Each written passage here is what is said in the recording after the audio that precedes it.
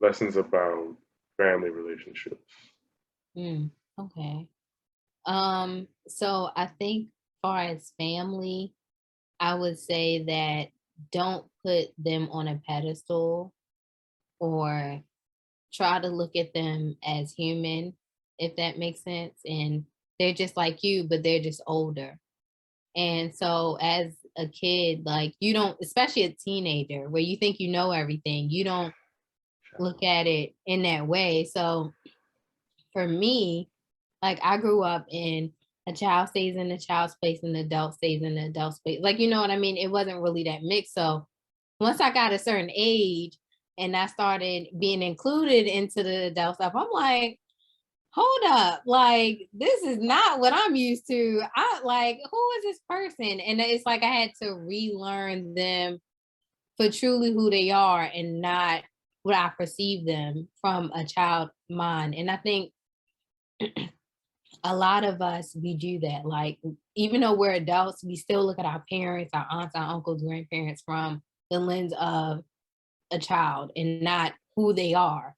Because one day, well, we're at the age where we're parents. I mean, and one day we're going to be grandparents and we're probably aunts and uncles and things like that. And so I think that that's one thing, far as family relationships, is just seeing them for who they are truly and not the pedestal you kind of built because of the title that they have in your life. Your family members are just humans Yeah. at the very end of the day. And in the same way you would develop relationships with a friend at school, Yeah. you you got to put in that same effort to develop that relationship with a parent, an aunt, a cousin, because they're people with their own pasts, their own presence, and their own futures, and their own lives. It's completely separate, even from just that blood tie that you have. What's another lesson regarding professional relationships or like work relationships? So work relationships, it's like kind of weird because I met two of my very close friends through work. And so with that, I thought like you're supposed to befriend work, like, people that you work with. And to a certain extent, yes, but there's two different entities. And that's something I'm kind of learning now is that a business friendship is different from a act like a friendship. I mean, they can blur, but they're different.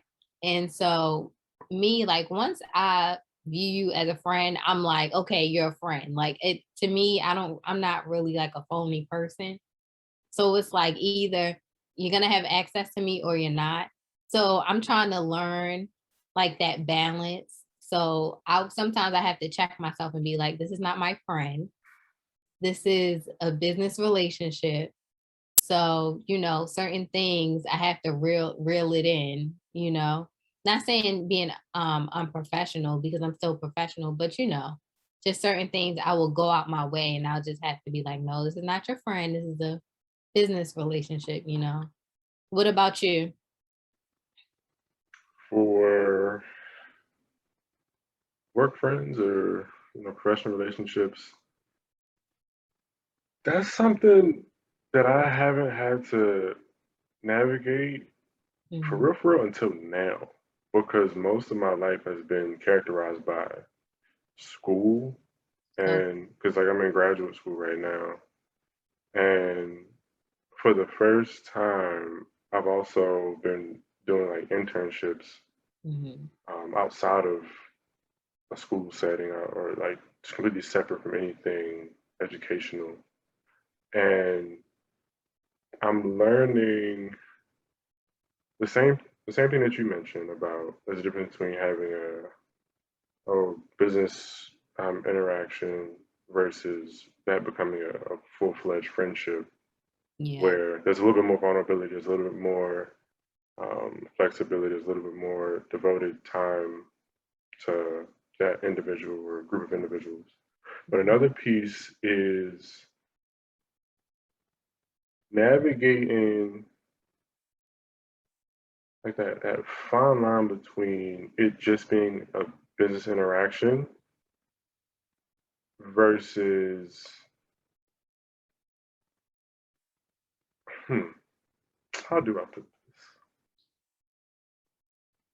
Understanding that business interactions don't have to be friendly. Mm, Straight up and down, just because we work together, it doesn't mean that we have to be friends. Like there's a difference between being friends and just being respectful. right. And understanding that if it's quote unquote just business, then there's a level of I don't have to share all my feelings with you. You don't have to share all your feelings with me, but we do have to communicate. Yeah. So we do have to communicate to get a job done. And that's a very fine line because ideally you can be friends with everybody, but everybody ain't your friend.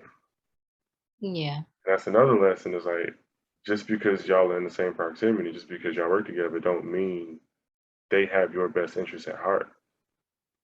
And that's sometimes difficult to accept because you ideally you can assume the best intentions from anybody you come across. But that ain't always the case. Yeah. Yeah, I agree. So for me, like sometimes I work on set and so like it's been times where I've like directed different web series and stuff like that. And like I would, like you said, be friendly and kind of like welcoming, and then when it's over, you don't hear from them or certain things. So it's kind of like you have to realize that it's like everything is not life lasting, if that makes sense. So you have to realize like, okay, in this moment I'm working with these people, I can interact with them, but put into perspective, they're not my friend. This is strictly a work um situation, and just move forward that way. Like, you don't have to call them and check on them all the time. You don't have to go out your way to do certain things because like you said, just because you're friends with them, that don't mean they're friends with you. Yeah. Mhm. Now, one thing that I have learned from being in school and specifically my grad school studies, there's Mhm. a key piece of learning about mentorship and learning what it means to be a, a good mentee Mm, to my mentor. yeah. So that can also play into professional relationships where I don't have to be best friends with my mentor Mm. for That's a that to, good point. yeah, I don't have to be best friends with my mentor for it to be an effective dynamic. Like I don't have to be best friends with them for me to learn from them. And they don't have to be my best friend for them to teach me X, Y, and Z about whatever process. And that's something I've been learning over the past 3 or 4 years. Mhm. And it was a difficult lesson at first because I was like, man, this person should be doing this, that, and the third for me. Because if they're my mentor, then that means they care and they should, do this if they care. Mhm. But key point about communication is that if I never communicated expectations of my mentor, then I'm holding them to a standard that they don't even know about. And Yeah. then nobody wins because they aren't meeting my expectations, my unspoken expectations. And then I'm not receiving uh, what I would perceive as care. So then I'm down and out because I'm like, man, they don't care about me, but they're my mentor. This is not lining up. Yeah. But that key piece of communication and not basing it off of friendship or even just being nice, because like even if an individual isn't, you know, super outgoing and welcoming and want to give you a hug, Mhm.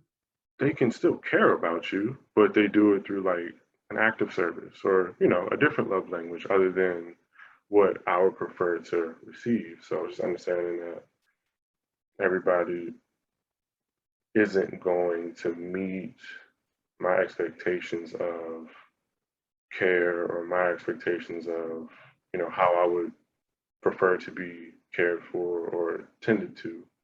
But that doesn't make that person um, any less effective or doesn't make that person any less capable of caring, it's just they may show it in a different way. Yeah. I think expectations is a huge thing about transitioning into adulthood and being an adult, because for me, I will put expectations and not communicate those expectations, and I will be like, they don't do X, Y, and Z. But it's like one of my friends, she had to tell me, like, if you don't tell me, how am I supposed to know? If you don't voice it, how am I supposed to know that this bothers you? Well, this and I mean, I have family members that have told me that too. Like, just me transitioning into adult is I have to realize that you have to speak up and communicate. It's not like if you communicate and then they still do the same thing, then that's different. But if you don't say, this is what I need from you, and also like you said, knowing your love language is important, and knowing somebody's, regardless of what type of relationship it is, what is their love language, because people show their love and how they care for you through their love language, not yours, unless you actively teach them, this is how I perceive love or affection or gratitude or whatever. So, and I think, we have to realize that is that they're going off of theirs, not yours. So, like you said, communication is important and comprehension is important too. What's something that you know about yourself now that you wish you knew when you were 21? At 21, I think 21 was a good chapter for me. To me, I feel like 21 is like the real start to adulthood. I don't think it's 18, because at 18 you're still a teenager. Like, you think you know what adulthood is, but really we perceive that as adulthood because that's what society tells us. That's the age, and even in some countries it's younger than that. But I really think it's 21 because you start experiencing things for yourself outside of your family and your village, if that makes sense. So I think for me, I would just tell myself that you're going to experience a lot of things in your early 20s. One, enjoy it. Enjoy your early 20s, and don't be so worried about being an adult and what does that look like, or what your family or whoever is telling you what that should look like. Just enjoy your early 20s, and you're going to go through a lot, but you've been preparing for it throughout your life, regardless if you realize it or not. And also, you're gonna get there. What you're going through is, even though you're ready for it, it's preparing you for what you're gonna face and how you're gonna utilize the growing pains, how you're gonna utilize it in your actual, like, within your adult life.